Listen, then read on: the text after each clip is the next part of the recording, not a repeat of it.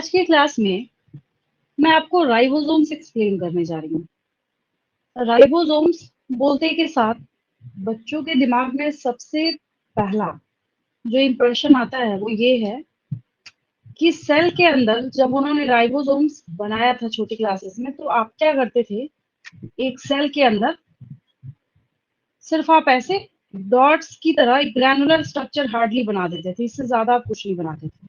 बोलने का क्या मतलब हुआ कि राइबोसोम के बारे में जो भी तक आपने सीखा है और सुना है, वो यही सीखा है आपने कि ribosomes are the smallest organelle of the cell. बिल्कुल सही बात है।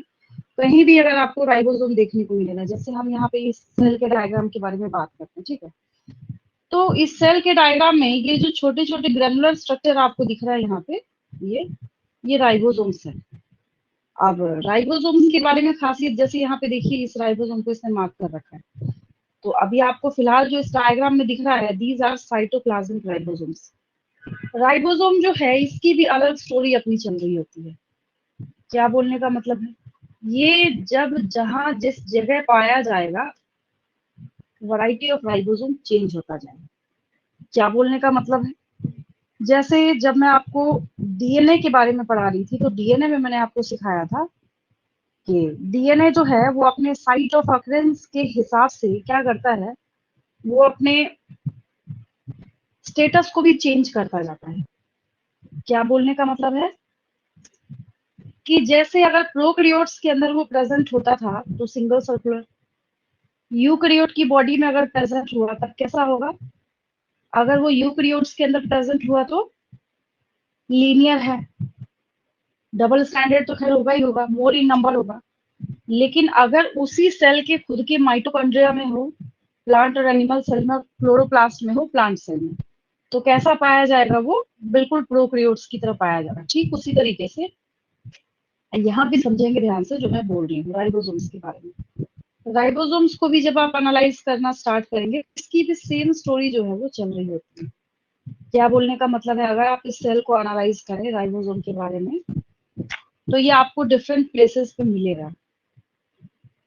पहला, अगर site of occurrence of ribosome कोई आपसे पूछे तो इन द साइटोप्लाज्म, तो कलर ही मैच कर गया, दूसरा कलर हम लोग लेते हैं, इन द साइटोप्लाज्म। ये आपको दिख रहा है कि कहाँ पे है ये ribosomes, in the cytoplasm of the cell.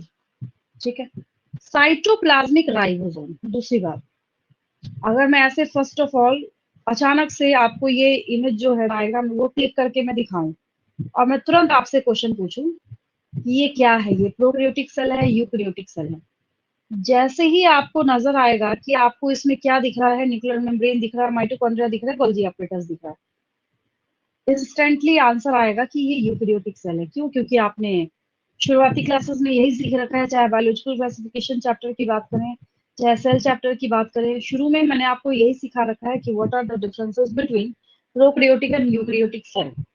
और प्रोकैरियोट्स अगर होंगे तो उनके पास न्यूक्लियर मेम्ब्रेन का कोई नामो निशान नहीं होगा। तो प्रोकैरियोट्स के पास जब कोई मेम्ब्रेन बाउंड ऑर्गेनल नहीं है, कुछ भी नहीं है, तो वो क्या करेगा, लेकिन हाँ जेनेटिक मटेरियल उसके पास है। जेनेटिक मटेरियल है तो आरएनए बनाएगा, आरएनए है तो प्रोटीन बनाएगा, और प्रोटीन बनेगा तो राइबोसोम वहां पे लगेगा प्रोटीन को बनाने के लिए। तो राइबोसोम प्रोकैरियोट्स के पास भी होगा और यूकैरियोट्स के पास भी होगा। ऐसा नहीं करना है कि प्रोकैरियोट्स में लिख देना है कि उनके पास राइबोसोम्स नहीं है और यूकैरियोट्स के पास राइबोसोम्स हैं, ऐसा नहीं है, ये गलत हो जाएगा बोलना। राइबोसोम्स होता दोनों के पास है, बट जो प्रोकैरियोट्स है उनके पास 70s टाइप का राइबोसोम होता है और यूकैरियोट्स के पास 80s का। उसमें भी स्टोरी में ट्विस्ट है। उसमें क्या ट्विस्ट है कि अगर ये प्रोकैरियोट्स में प्रेजेंट होगा, तो प्रोकैरियोट्स में जब प्रेजेंट होगा तो 70s। अब ये देखिए आपको एक यूकैरियोटिक सेल दिख रहा है, ये कैसा राइबोसोम है, ये 80s है। कैसा है ये, 80s है। ठीक है, उसके बाद ये जो माइटोकॉन्ड्रिया है ना यहाँ पे, इसके अंदर भी राइबोसोम होगा, ये कैसा होगा, ये 70s होगा। अगर प्लांट सेल की बात करें तो क्लोरोप्लास्ट के पास भी राइबोसोम होगा, उसके पास कैसा होगा, 70s होगा। मतलब जैसा डीएनए का हिसाब किताब चल रहा था कि जब वो प्रोकैरियोट्स में था, माइटोकॉन्ड्रिया में था, क्लोरोप्लास्ट में था, तो प्रोकैरियोटिक टाइप का था, और सिर्फ सेल के खुद के साइटोप्लाज्म में यूकैरियोट्स में कैसा था, वो यूकैरियोटिक टाइप का, जैसा उसको होना चाहिए नॉर्मली वैसा था। तो यहाँ भी राइबोसोम के साथ वही सेम स्टोरी फॉलो होती है। राइबोसोम के बारे में जब आप बात करें, अब एक अगला क्वेश्चन यहाँ पे अराइज होता है, राइबोसोम का काम क्या है, राइबोसोम का फंक्शन क्या है। बचपन से आपने जब भी राइबोसोम लिखा है ना, मैं अगर पूछूं अभी, जैसे मैंने आपसे क्वेश्चन पूछा था power house of the cell, तो आपने एक साथ आंसर करा माइटोकॉन्ड्रिया। ठीक उसी तरीके से अगर मैं आपसे क्वेश्चन पूछूं which organelle of cell helps in synthesis of protein, आप तुरंत आंसर करेंगे राइबोसोम, बिना सोचे हुए। ये ऐसे क्वेश्चंस हैं जो कि इंस्टेंटली आंसर आता है बच्चों की जुबान से। तो यहाँ भी आपके पास क्या है, राइबोसोम्स वैसा ही है, एक छोटा सा ऑर्गेनल है, छोटा क्या सबसे छोटा है, छोटा तो खैर है ही है।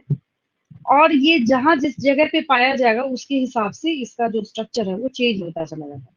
चेंज होने का मतलब ये है, अगर ये प्रोकैरियोट्स में है तो हमने राइबोसोम को ही बोल दिया प्रोकैरियोटिक राइबोसोम, अगर यूकैरियोट में है तो हमने राइबोसोम को ही बोल दिया। देन बच्चों को जब 70s सुनने को मिलता है ना, तो बच्चे सोचते हैं कि 70s बोलने का मतलब है कि 50+20 होना चाहिए यहाँ पे। बिल्कुल सही बात है। आपको नीट के एग्जाम में ये पूछा हुआ क्वेश्चन है, वहां पे आपको 4 ऑप्शंस जो दिए थे, जैसे आपसे पूछ लिया जाएगा which of the following is the correct representation for prokaryotic ribosome. आपको लिखा रहेगा 40s + 30s, भाई वो भी 70 होता है, 50+20, फिर उसके 35+35, और एक में आपको लिखा रहेगा 50+30। जिस बच्चे ने कभी पढ़ाई नहीं करी है ना, वो गारंटी के साथ इस ऑप्शन को तो कभी टिक नहीं करेगा। वो जिसने राइबोसोम नहीं पढ़ा है, नहीं सीखा है, जिसको नहीं पता क्या मतलब होता है इसका, वो कभी इसको मार्क नहीं करेगा। बट आपको यहाँ पे एक बात याद रखनी है तो ये 70s, but it's subunits are the bigger subunit is 50s and the smaller subunit is 30s। होता ये है कि ये यहाँ पे एस जो है सेडिमेंटेशन कोफिशिएंट है, स्वेडबर्ग्स यूनिट है ये, ठीक है। तो ये लार्जर सब यूनिट जो 50 है आपके पास यहाँ पे, ये थोड़ा सा इम्बेडेड है। 10s जो है ये कहाँ गया हुआ है, किसके अंदर गया हुआ है, ये 30s के अंदर यहाँ पे गया हुआ है। तो 10s तो अंदर चला गया, तो यानी कि 80 - 10 करेंगे तो हमारे पास बचेगा 70। तो ये आपके पास प्रोकैरियोटिक राइबोसोम कैसा हो गया, 70s हो गया। फिर यहाँ पे यूकैरियोटिक राइबोसोम के बारे में जब हम बात करें तो ये तो और भी अनोखा है। यहाँ तो 10 का गैप है ना, 10 का डिफरेंस है, 50+30 becomes 80, but the type of ribosome is 70s। Eukaryotic ribosome तो और भी अनोखा है, 60+40 is equal to 100, but the type of ribosome is 80s, ठीक है। तो ये तो खैर याद रहेगा कि 70s प्रोकैरियोट, भाई प्रोकैरियोट क्या है, ये प्रिमिटिव टाइप ऑफ सेल है, पहले ये इवॉल्व हुए अर्थ पे, फिर यूकैरियोट्स आए।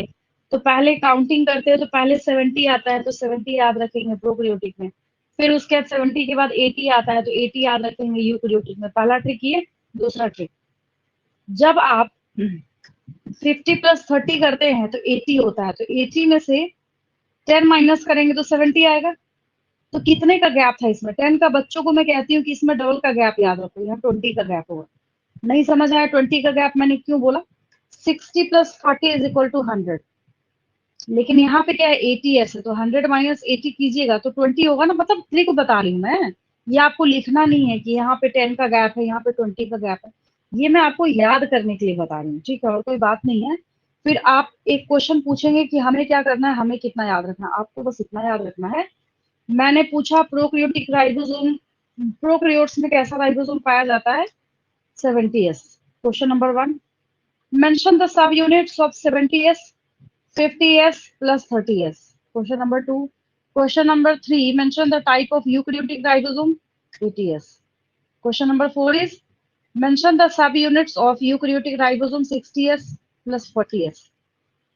Question number 5 is what is represented by S in the ribosome। S is the sedimentation coefficient, मतलब sedimentation का हम वहां पे रेट देख रहे हैं, उसको हमने यहाँ पे S से डिनोट करके रखा हुआ है राइबोसोम में, ठीक है।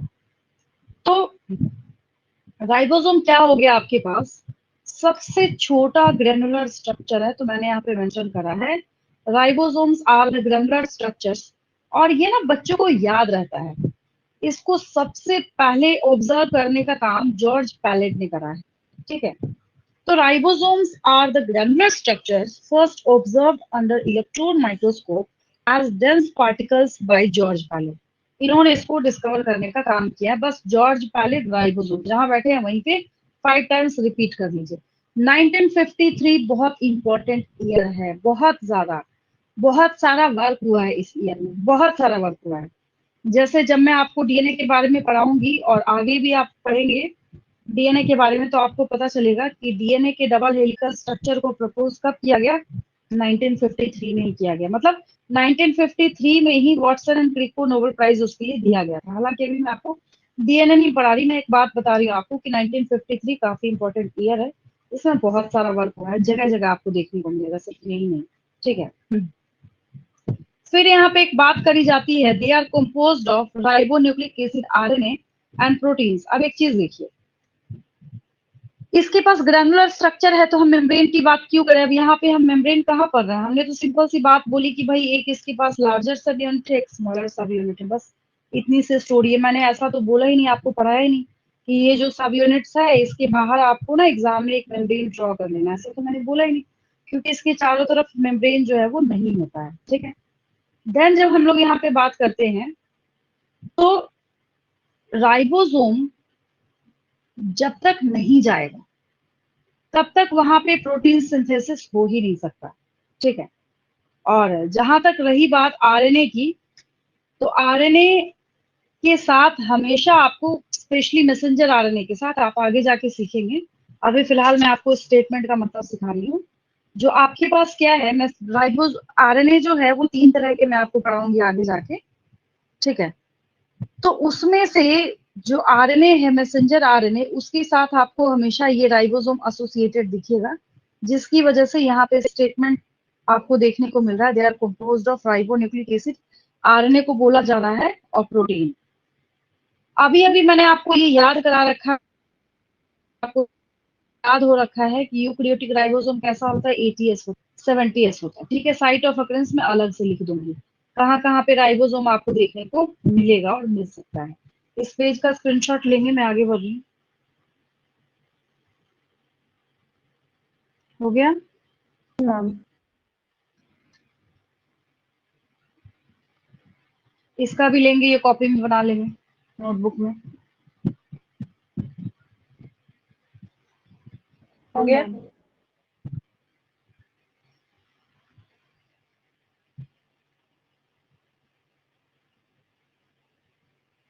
अब ये कोई नई बात नहीं है, ये आपका ना समझा हुआ, आप खुद से लिख सकते हैं इसको। ठीक है।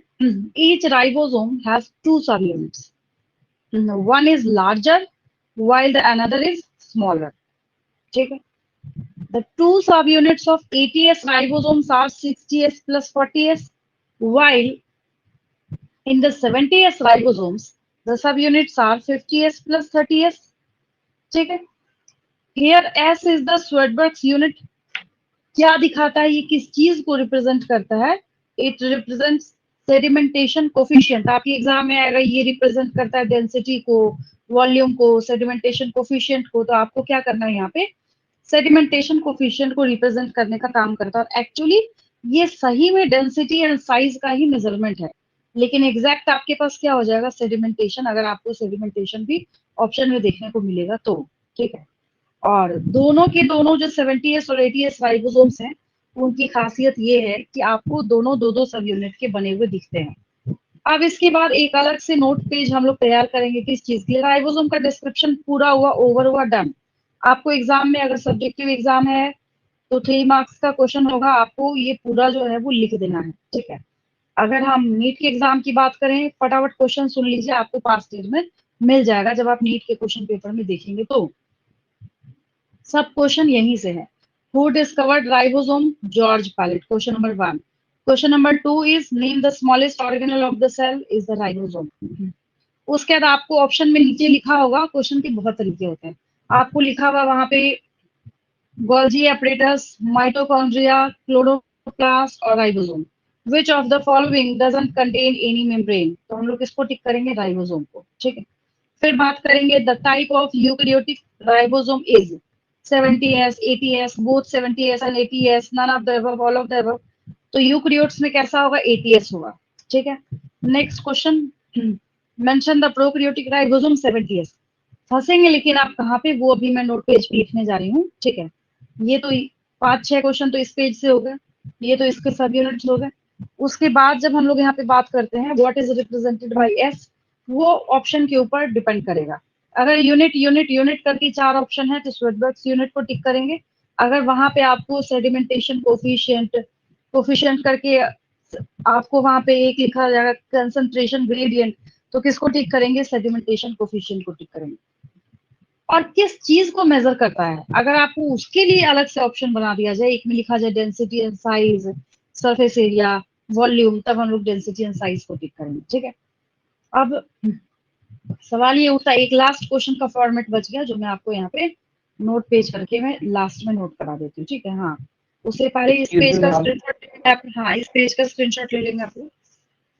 2 ही पेज है लिखा हुआ बस, एक तो डायग्राम था।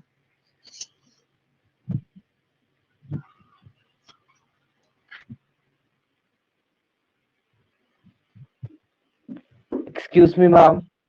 हाँ बोलिए। मैम ये राइबोसोम्स के सब यूनिट ये स्वेटबर्ग कांस्टेंट से क्यों मेजर करते हैं? क्या बोल रहे हैं, स्वेटबर्ग? ये स्वेटबर्ग कांस्टेंट से ही क्यों मेजर करते हैं राइबोसोम्स?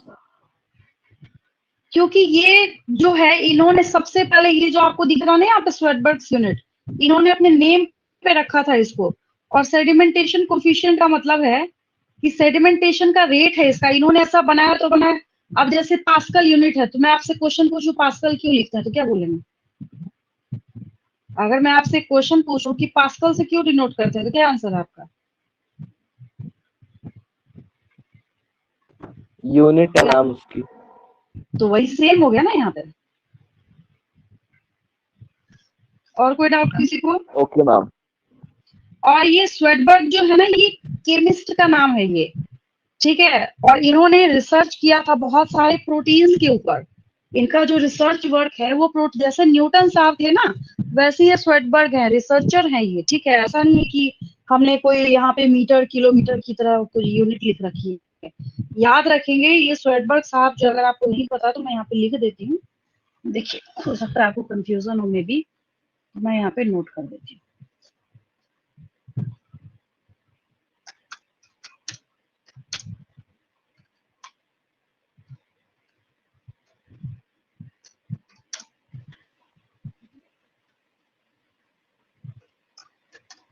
Swordsburg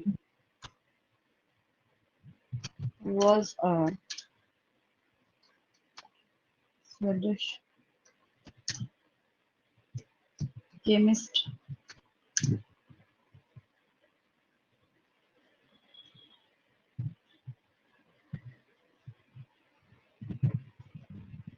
फिर उसके बाद मेन हमें इनका वर्क सीखना, इन्होंने किया क्या था। His research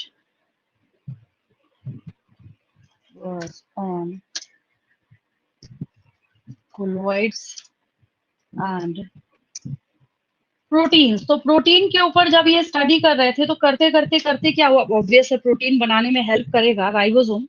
तो ये राइबोसोम क्या करेगा, कहीं ना कहीं तो इनके लाइट में आएगा कि हाँ भाई मुझे ये देखना है कि ये कौन है जो इसमें हेल्प कर रहा है। तो जिस चक्कर में क्या हुआ, इन्होंने बोला कि मैं ऐसा करता हूँ कि इसका सेडिमेंटेशन रेट देखता हूँ। तो इन्होंने अपने नाम पे उसका नाम, हम लोग उसका क्या बोलते हैं, स्वेटबर्ग यूनिट बोलते हैं। और एक्चुअली वो है क्या, सेडिमेंटेशन कोफिशिएंट, ठीक है।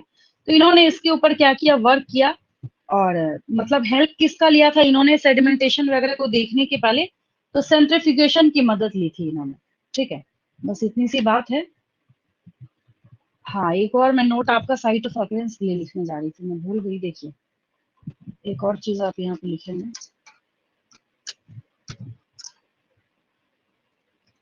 Site of occurrence of ribosomes. इस पे पूछा हुआ क्वेश्चन है, 1 ईयर ही पूछा गया है, लेकिन पूछा गया है तो वेटेज तो है, दम है तभी तो पूछा गया है। देखिए, सबसे पहला, in the cytoplasm of cell, ये आप जानते हैं, in the cytoplasm of cell then अगर हम लोग बात करें, इसके साथ साथ आपने कहा देखा, ribosomes may be associated with, आपने सीख रखा है ऑलरेडी, किसके साथ, एंडोप्लाज्मिक रेटिकुलम के साथ।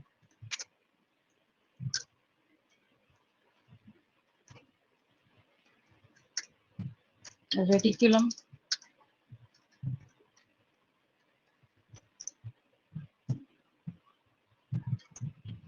दैट इज नोन एज, फिर आपने उसका नाम क्या रख दिया था, रफ एंडोप्लाज्मिक रेटिकुलम रख दिया था।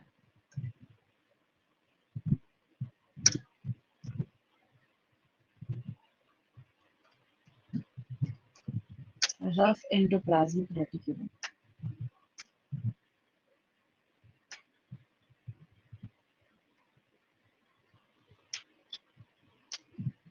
Then third is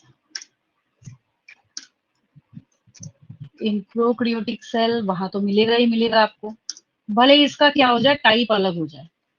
in prokaryotic cell, then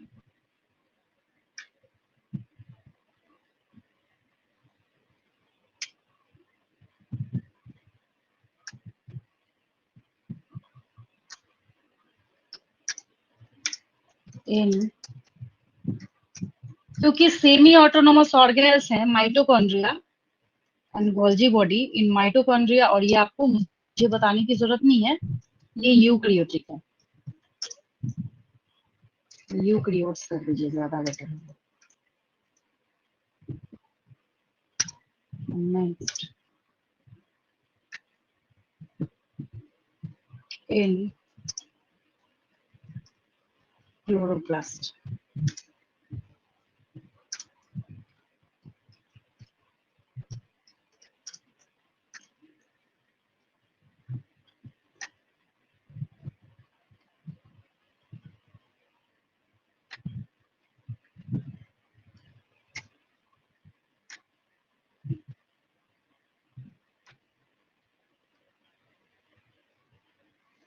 चलिए इस पेज का स्क्रीनशॉट लेंगे।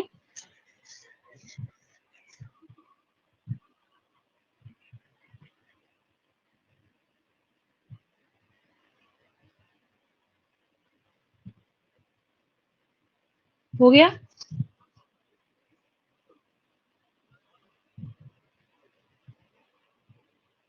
अब एक बार वापस देखेंगे, अगर राइबोसोम में किसी, हाँ किसी को कोई डाउट होगा तो पूछेंगे मेरे से, नहीं तो हम लोग आगे बढ़ेंगे।